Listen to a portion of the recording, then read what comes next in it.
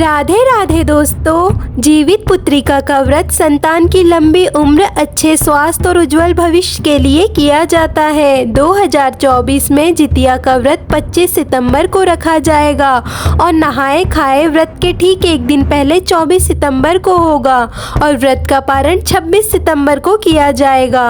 इस व्रत को जितिया व्रत या जीवित पुत्रिका व्रत दोनों ही नाम से जाना जाता है। आज की वीडियो में हम जितिया व्रत की संपूर्ण पूजा विधि देखेंगे, साथ ही व्रत का पारण कब करना है ये भी देखेंगे। तो अगर आपने अभी तक हमारे चैनल को सब्सक्राइब नहीं किया है तो जल्दी से चैनल को सब्सक्राइब कर लीजिए। दोस्तों, जितिया व्रत की पूजा शाम के समय प्रदोष काल में की जाती है। जितिया व्रत की पूजा के लिए हम सबसे पहले चौकी लगाकर उसके ऊपर लाल रंग का कपड़ा बिछा देंगे। फिर कलश की स्थापना के लिए चावल की ढेरी लगा लीजिए। फिर कलश को ऊपर तक जल से भरकर उसमें सिक्का, सुपारी, हल्दी, थोड़े से चावल और थोड़े से फूल, ये 5 चीज़ें डालकर कलश को चावल की ढेरी पर रख दीजिए। फिर कलश पर आम के पल्लव या 5 पत्ते लगा दे। आम के सभी पत्तों पर तिलक जरूर लगा लेना है। आम के पत्ते ना मिले तो आप अशोका के पत्ते भी लगा सकते हैं। इसके बाद एक कटोरे को चावल से भरकर कलश पर रख दीजिए। फिर उसके ऊपर नारियल को रखना है तो नारियल पर मोली बांध ले और तिलक लगा लीजिए। फिर नारियल को कलश पर रख दीजिए। इस तरह से कलश की स्थापना हो जाएगी। इसके बाद हमें तोरई के पत्ते लेना है, जिसे गिलकी के पत्ते भी बोल सकते हैं। तोरई के पत्तों का आसन देकर हमें सभी को विराजमान करना है। तो पहले गणेश जी को विराजमान कीजिए, उसके बाद जिमुत वाहन जी को, फिर चील को और सियारनी को भी तोरई के पत्तों पर विराजमान कर लेंगे।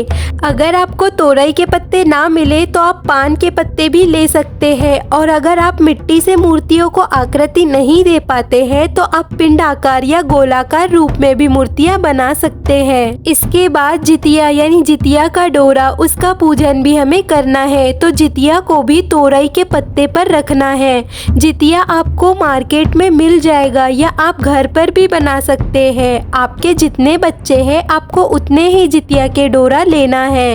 इसके बाद सभी को जल के छींटे लगाकर भाव रूप से स्नान करवा लेंगे। फिर देसी घी का दिया लगा लीजिए। फिर हमें व्रत का संकल्प करना है। तो हाथ में फूल या जल लेकर व्रत का संकल्प लेने के लिए बोले कि हे जिमुत वाहन भगवान, मैं आपके निमित्त आज ये व्रत कर रही हूँ। आप मेरी संतान को दीर्घायु प्रदान करें और मेरी संतान की रक्षा करें। ऐसा कहकर फूल को जिमुत वाहन जी के चरणों में अर्पित कर दीजिए। इसके बाद हमें सभी को चंदन से और रोली से तिलक करना है। दिए को भी तिलक करना आप बिल्कुल ना भूलें। साथ ही कलश पर स्वास्तिक भी बना लेना है। फिर सभी को अक्षत समर्पित करेंगे। उसके बाद वस्त्र स्वरूप कलाभा भी समर्पित करना है। फिर गणेश जी को और जिमुत वाहन जी को पीले रंग का जनेऊ भी समर्पित करेंगे। आप चाहे तो जिमुत वाहन जी को पीले रंग का वस्त्र भी समर्पित कर सकते हैं। इसके बाद सभी को फूल समर्पित कीजिए। जितिया के डोरे को भी तिलक करे, फूल समर्पित करे। इसके बाद हमें भीगे हुए चने समर्पित करना है। जितिया व्रत में भीगे हुए चने का बहुत अधिक महत्व होता है, तो आप एक दिन पहले ही चने को भिगोकर रख दे।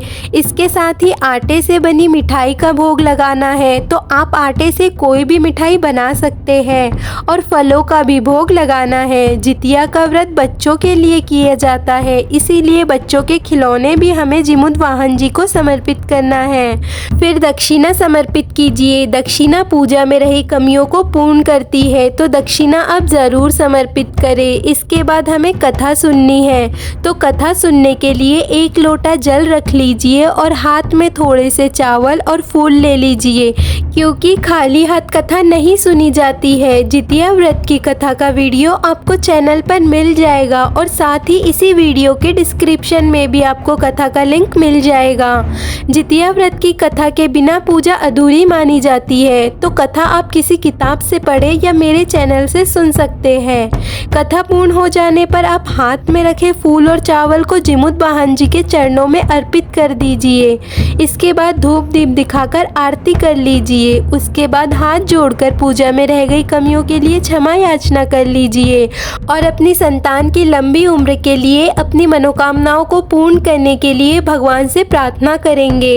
पूजा के बाद जल के लोटे से चंद्रदेव को अर्घ्य दे देंगे और प्रसाद को कुछ लोग पूजा के बाद ही बच्चों में बांट देते हैं, तो कुछ लोग अगले दिन चौकी उठाते समय प्रसाद को बांटते हैं। तो आपके घर जिस भी नियम के अनुसार प्रसाद बांटा जाता है, आप उस नियम के अनुसार प्रसाद को बांटें। जितिया का जो डोरा है उसे भी अगले दिन व्रत का पारण करते समय पहनना है, तो तब तक डोरे को चौकी पर ही रखे रहने देना है। व्रत का पारण अगले दिन यानी 26 सितंबर को सूर्योदय के बाद करना है। जितिया व्रत के पारण का शुभ मुहूर्त 26 सितंबर को सुबह 6:21 से 8:23 के बीच में रहेगा। व्रत का पारण आपको हमेशा शुभ मुहूर्त में ही करना होता है। वैसे तो जितिया व्रत की पूजा सामूहिक रूप से की जाती है, पर इस तरह से घर पर ही आप जीवित पुत्रिका व्रत की पूजा कर सकते हैं। इसके अलावा कुशा घास से जीमुत वाहन जी बनाकर किस तरह से पूजा करना है, इसका लिंक भी आपको वीडियो के डिस्क्रिप्शन में मिल जाएगा। तो इसी तरह की पूजा पाठ से जुड़ी सभी जानकारियों के लिए हमारे साथ जुड़े रहे और जानकारी आपको थोड़ी भी उपयोगी लगे तो प्लीज़ चैनल को सब्सक्राइब और वीडियो को लाइक कमेंट शेयर ज़रूर कीजिए।